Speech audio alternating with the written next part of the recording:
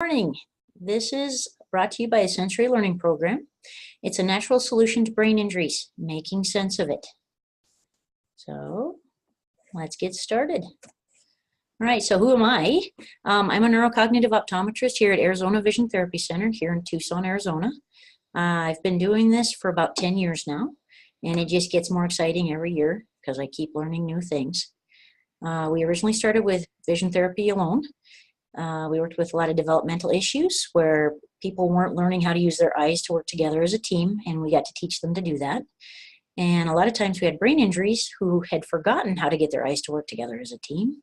So they're having all kinds of headaches and problems reading, problems driving. So we did some good things like that.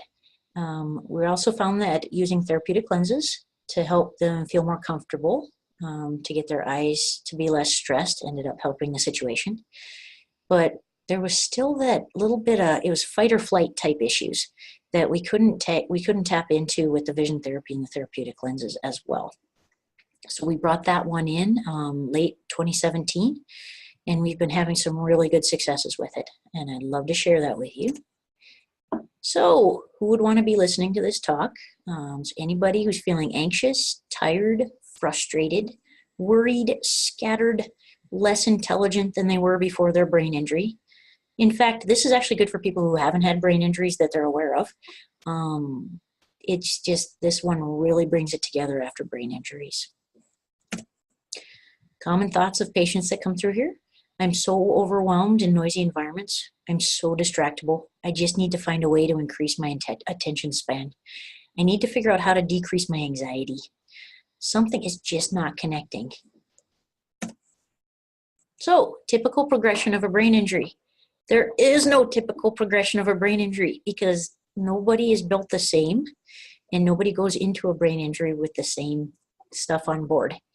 So, the mainstream medical community says, hey, let's just sit on this for about 6 months and see what the brain does.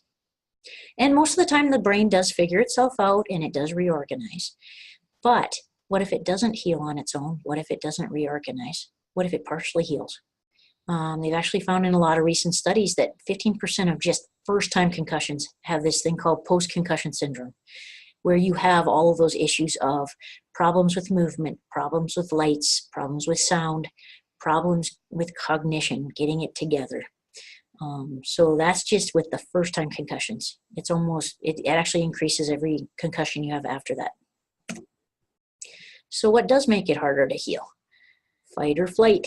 That's a big one. Okay, so if you get hit in the head, your head doesn't want to get hit again. So it's going to set up a defense mechanism to avoid getting hit again.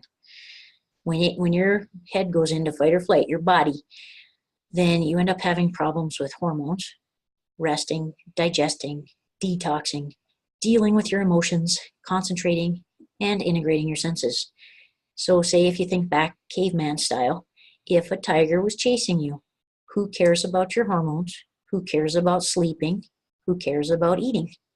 You definitely don't care about detoxing. That's something for later after you get back in the cave. Emotions, the only emotions you're going to have is fear, anxiety, and frustration.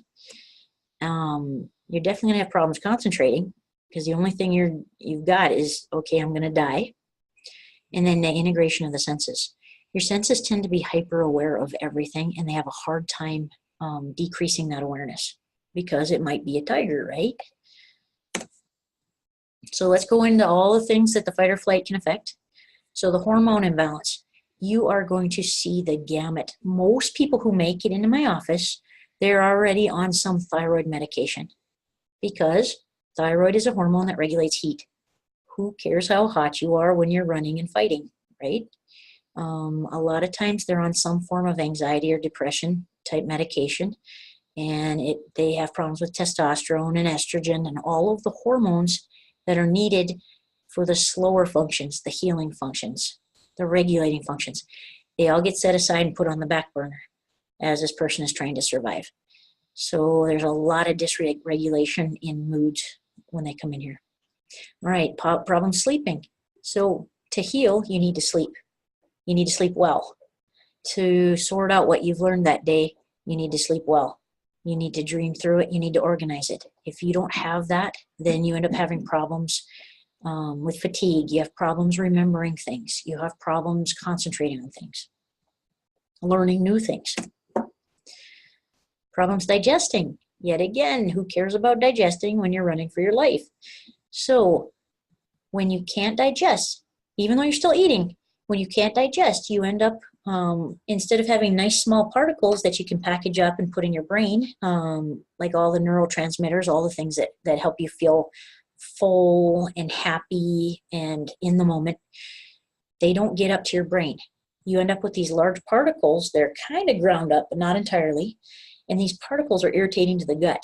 So they end up leaking out the gut, and that's where you get almost like a beer belly. You get that inner tube around your stomach area, and you become allergic to more things. You become inflamed. You just become miserable because your body, once these particles start leaking out of your gut, your body interprets those as more of the enemy, a foreign body that they need to get out. So that's where you get the inflammation. And the problems detoxing, I want to go into this one a lot because a lot of things you don't think of as toxic become toxic if they're stuck in your body too long. So medications.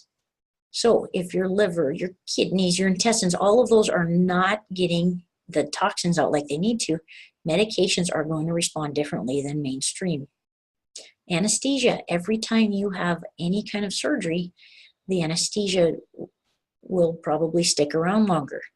And if you think about anesthesia, that's something that absolutely gets across the blood-brain barrier. And if it's stuck in your brain for long periods of time, it's going to block a lot of the transmissions between your nerves. Alcohol already messes with oxygen levels. And if you can't get rid of those toxins, they're going to mess with you later. Pesticides, herbicides, food dyes. I'm talking even the yellow dye in pickles can mess with you. Preservatives. MSG is one of the big ones. It causes an extreme stimulation in your brain. The fake sugars, so anything aspartame, that type of thing can just wreak havoc on your brain. And heavy metals. And I'm talking heavy metals like aluminum that you get in your deodorant, fluoride you get in your toothpaste. All of these things in small levels that you can detox regularly tend to become toxic, and they cause more problems in your brain and your body. So not dealing with emotions. Who cares about emotions when you're chasing a tiger's chasing you, right?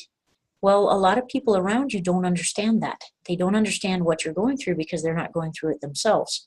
So you become frustrated, they become frustrated, and there goes your support network. So one of the big things that you do to help heal is you express what's messing with you and not repress it.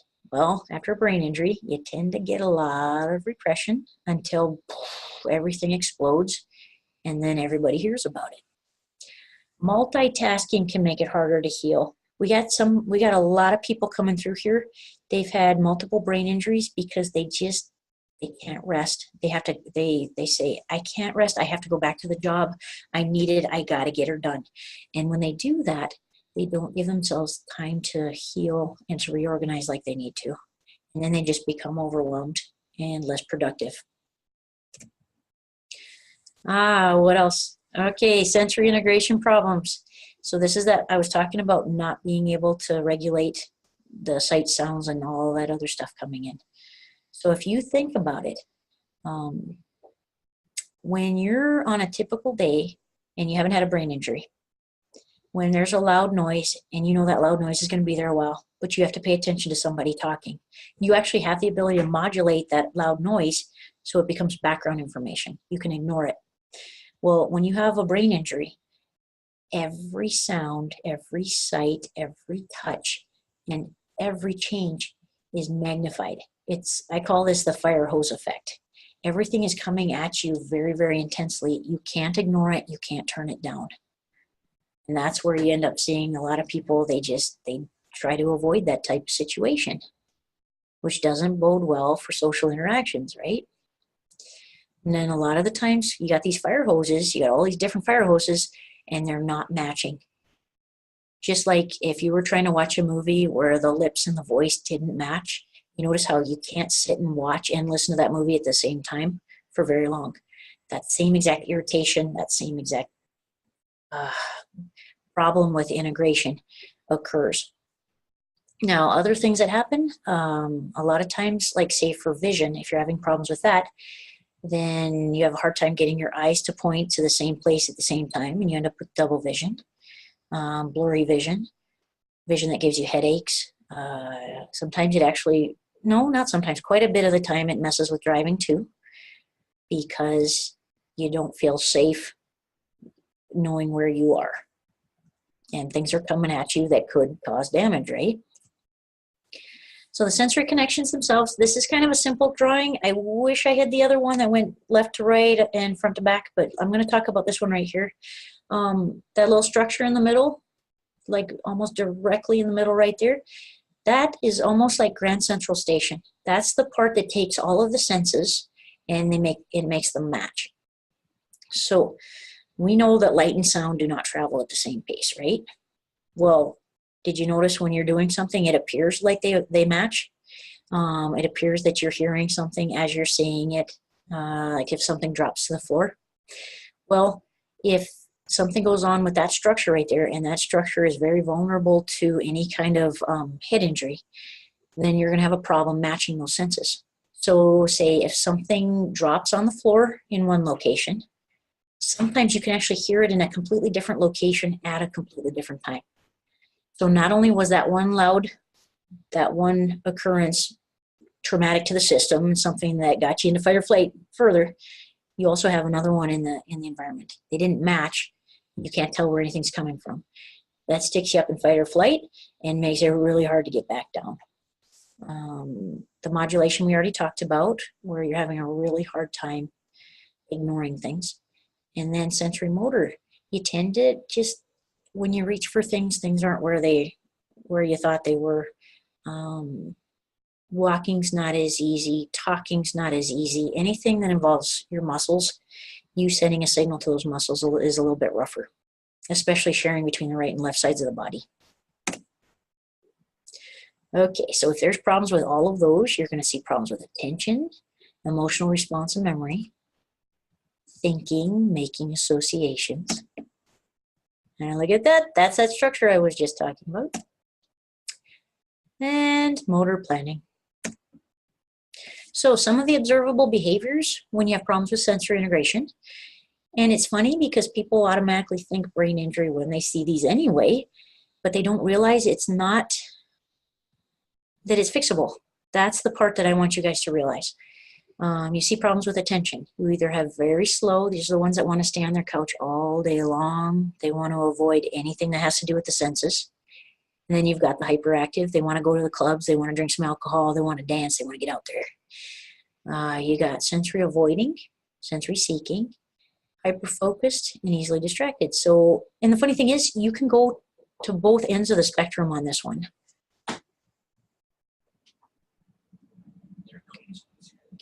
All right, and other behaviors for the sensory integration problems include unreasonable anxiety. And now that you've heard everything I've got to say, it's not that unreasonable, right? You have problems with social interactions, feeling like a failure, because a lot of the times you can't hear the conversation, you hear parts of it. And when you hear the parts, you don't get the full picture, you don't understand what's needed of you, you say the wrong thing. They have problems handling changes. They appear very disorganized or clumsy. So what do we do these days to try to help handle these sensory issues? Especially when there's a brain injury, you hear therapy almost immediately. So these guys are getting put into physical therapy, vision therapy, occupational therapy, all of these therapies. They're learning all of these tools at a level that's a lot higher than they need. They need a more fundamental level. A lot of times, if they don't have that fundamental stability to be able to learn these new skills become splinter skills. So we help with the foundation of all of this so that they have the ability to remember everything that they learned from then on. And what's really nice, people who've been in therapy before they do the sensory learning table, they actually start to put it together. Because what they learned, it's still in their brain somewhere, they just can't access it easily. All right, we also have people who are in counseling. Now, here's the thing. Remember, fight or flight. If a tiger's chasing you, Do you want to sit down and talk about your feelings? Do you want to sit down and talk about what you had for breakfast? No. Just accessing the words is more difficult than it was before the brain injury. And then we have medication. Now, a lot of the medications, so like the ADHD medication, the main mechanism you see with these guys is they're stimulants. They give your brain more energy to be able to deal with overwhelming situations. Well, the problem is you can't be like that forever. You're going to end up crashing. So this is also something you don't want to be on forever, because you want to be able to handle those situations without having to juggle them so intensely. So we found some effective methods of dealing with the sensory integration. Nutrition is definitely a big one. If you do not have the right chemicals and molecules and all that in your brain to be able to provide the nutrients and get rid of the waste products that are occurring in your brain, then there's going to be problems. So I definitely want to say nutrition is one of the big ones. Okay. Quite a few of the people that come in here, they're sucking back the big gulp. They're trying to eat as much sugar as they possibly can because they need energy. But there's other ways to get that energy that are not going to cause problems with the brain. So let's go on to what we're mostly focusing on today, and that's sensory integration training through the sensory learning program, which is a multimodal type of training. So it's not just vision therapy, it's not just motor therapy, it's not just auditory therapy, it's everything all at once. So some of the things that you're going to notice that a lot of patients in the past have noticed improve from this program, they have a better time articulating and sequencing sounds.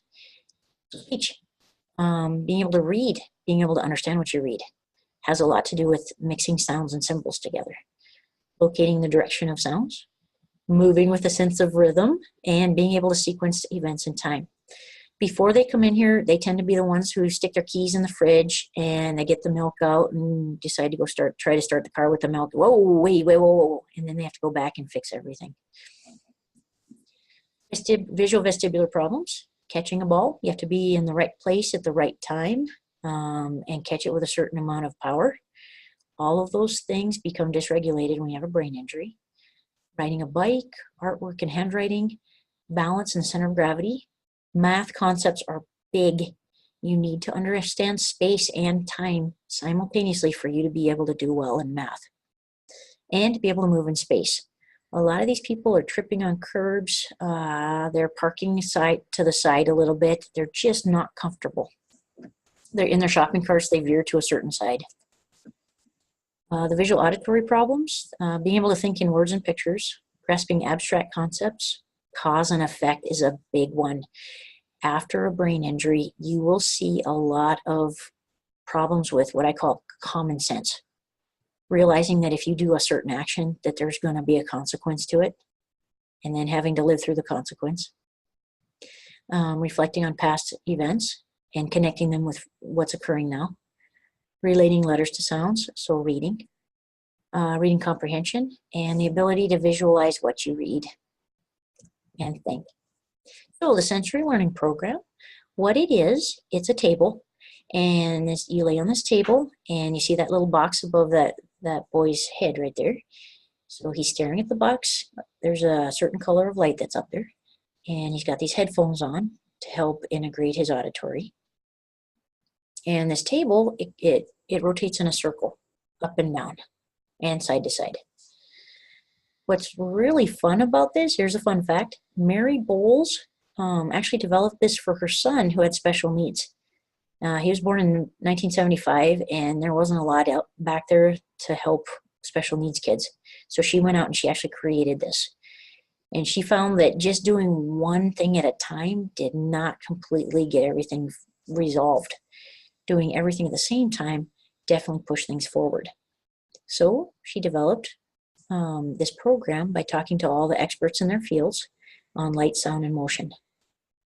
So it was originally designed to help with learning and behavioral problems, but she found that, wow, there's a lot of brain injury situations. There's a lot of other problems with anxiety, fight or flight type things that are being helped with this program. The sensory learning program connects multiple areas of the brain simultaneously. So you got top to bottom, left to right, front to back. It engages all the senses simultaneously. So you got vision, auditory, and vestibular. So it's more real life. It's not like you're going to watch a movie and suddenly decide to take out the auditory, the hearing. It's more real life. The brain loves real life, so it ends up taking that situation and building on it. It's a controlled sensory experience in a prepared environment. So it's really cool. You put yourself in on that table, and it's going to be a dark room that's nice and safe. You have control of the light source, so if you get spooked in any way, you can turn it back on. It's very calm. You got the steady rotation of the table. A lot of people that come in here, they're worried that their motion sickness will flare up if they get on this table. The thing that's really cool about this is the table is a constant speed. So if you can get in a car that's moving straight ahead, going at a constant speed without throwing up, then you should do fine on this table. It's a non-cognitive approach, so you don't have to sit and talk about your feelings unless you want to. Then we send you to a counselor. You don't have to listen to a lot of instructions. Just lay there, keep the headphones on, and stare at the light. It doesn't take a lot of motivation. You do have to stay awake, and we have people there to help you with that. And it's a relatively quick time commitment. It jumpstarts development and healing. It's a foundational intervention, and it has lasting It has lasting results. So most people do not need to do this again unless they have another brain injury. And we do it again, we reorganize everything, and they move on. I'm going to very briefly talk about the visual field. So a lot of times when people think about vision, they think about 20/20. I'm talking about a whole bunch more than 20/20. You've got to get your eyes to be able to see the entire field. You have to know what is important to look at. You have to get both eyes to work as a team, focus, everything in there. And if that's off, you've got headaches, you've got strain, and you've got problems making contact with your eyes. So when people first come in here, they tend to have visual fields that are nice and tiny like this. So they look like that, okay? So when you do that, it's going to be really hard to make a decision on what's important because you have to spend your whole day scanning through your environment to make sure that you've got the whole picture. Once they get through the training, then they start to get a much bigger visual field. And this tends to help with a lot of the cause and effect type things, decision-making type things. The listening profile. We are not audiologists here, but we have found that there's patterns in the listening profile, especially after a brain injury. There tends to be certain frequencies that are oversensitive. A couple they have problems even hearing. So it's like everybody's talking like this and they're having a really hard time understanding them. So we take that and we smooth it out so they have the ability to hang on to conversations longer. Their speech becomes more fluent and easier to understand. Fine motor skills. Oh, well, we have seen all kinds of things happen after a brain injury. This one is actually a kid, but I have actually seen adults write like this on the left-hand side. So after completing the program, this is 8 months after starting the program. Look at how all the letters start to go back on the line and it becomes much more fluent. All right, being able to actually draw well. I've had so many patients come in here that I actually recommend they become artists afterwards because their skills do pick up that well if they had it before they started. So I'm going to very quickly go over some notable improvements that have occurred in the program so far. Increased ability to prioritize, so things don't become as overwhelming. Multitasking, communicating effectively, relating well to others, managing time, coping with busy environments. And that's just school and work. Now let's talk about home.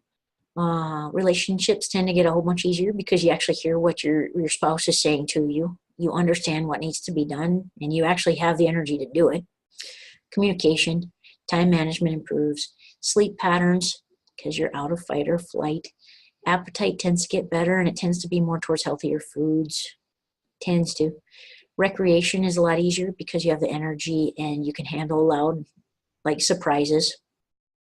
Cognition, we've seen some really good improvements in focus, attention span, decreased distractibility, short-term memory, visual processing, auditory processing, and the ability to learn new things. Emotional has improved drastically. Tend not to be as reactive. Like say if somebody tries to cut you off in traffic, it's not a, what are you doing? Oh my gosh. It's more of a, boy, you really needed to get to work early today, didn't you? Okay, I'll let you go. Self-esteem is all wired into this. Energy levels tend to improve. You get more responsive, emotional, because you have time to back off and actually think about your emotions. The general emotional tone, it just tends to be more stable and easier to handle by the people around you. Ability to cope with stress tends to improve, and you don't get that sense of overwhelm every time you open your eyes and wake up every morning. So the Sensory Learning Program, it's relatively quick. It's 12 days in office, 18 days at home, so 30 days total. We bring you in and we do some testing to make sure you're a good candidate for the table. You do 12 consecutive days. So each day you do 2 sessions and they're 30 minutes each. There's a 15-minute break in the middle just to make sure you get up and you don't have to go to the bathroom and all that. And then after that, you got the 18 days of the portable light kit. And what I love about the light kit, it's not just you staring at this stationary light that is extremely boring. It's almost, I call it a jellyfish. It's the light goes on, the light goes off, and you get sucked into it. You just want to stare at it. And you do that 20 minutes in the morning, 20 minutes at night. And then we bring you back for the 1 month, 3 month, and 6 month follow-ups to make sure everything is progressing like it's supposed to. So the program itself, I compare it to cleaning your house. All right, so after brain injury, everything that you had been trying to remember, you pretty much threw into the back of your head and hoped you could find it later. Well, you end up with this hot mess over on the left here. The program starts out where the first couple days, it's you taking stock of what you have, planning on what you want to do and preparing. About halfway through, that's when you start actually pulling out all of that information. And I'm talking stuff that has been bugging you since you were 2 years old. Muscle memory from when you broke your leg. The feeling that somebody had abandoned you when you were 6 years old. A lot of emotional baggage tends to come out during that time. Okay, so you go through and you bring it out and you start sorting through it and you figure out what you want to keep and what you want to get rid of. And then you go through what you want to keep, see what you want to keep for quick retrieval and what you want to put more in deep storage.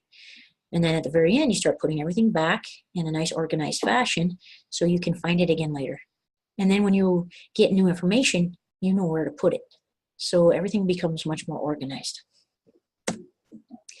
So the patient satisfaction survey, there's been a lot of studies on this one. I will talk a little bit more about brain injury specific, but usually about 92% of the people that go through here found that it was drastically improved, their situation was, and they would recommend it to others. 8% said they had minimal to no change. We were finding a small pattern in diet on that one, so we're still working on that. All right, some of there's a really good study that was published in 2016 by Stephen Curtis, and he talked about all the improvements that occurred after the sensory learning program with the brain injuries. And it goes all the way from reading difficulties, concentration, photophobia, which is sensitivity to light, headaches, spatial misjudgments, imbalance, dizziness, writing difficulty, being able to retrieve memories. Hyperacusis was sounds are too loud. Fatigue, double vision, sleep difficulty, anxiety, and environmental triggers. Look at all of the improvements that occurred on all of these. Somewhere between, it averaged right around 84%. Got better. So I'm going to go through, let's not go through the testimonials too much. Just by the fact that I just wanted to say that once you go through the program, you're more responsive to therapy. You can attend better, so you can actually take classes after. And your ability to learn is improved. Okay, I did want to say this one. So this is a former patient. He said, ever since completing the sensory integration program, I feel more focused and less distractible. I also sleep a lot better and don't get frustrated as quickly. I would recommend this to anyone who has problems getting it together after a brain injury. So that's the sensory learning program, the natural solution to brain injuries. If you have any specific questions, I'm going to give you the information here. You can call us at 520-886-8800. You can also contact us at visiontherapy@live.com or check our webpage out at azvisiontherapy.com. If you're not here in Tucson, you can go to sensorylearning.com and find a practitioner near you. And I can't wait to hear from you. Thank you so much. Goodbye.